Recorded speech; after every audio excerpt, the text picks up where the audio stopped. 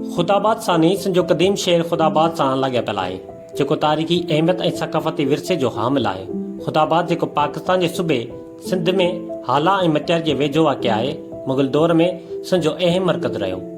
ख़ासि तौर ते खुदाबाद मस्जिद जेका मुग़लनि जे दौर में ठहियल आहे, उन जी बनावट ऐं टाइल्स वारी ख़ूबसूरती कारीगरनि जे करे मशहूरु आहे।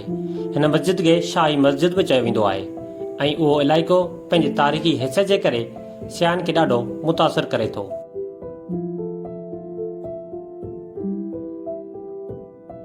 काफ़ी तारीख़दान खुदाबाद सानी शहर जो पायो विझण जी पग मियां सरफराज़ कलोड़ो ते रखनि था।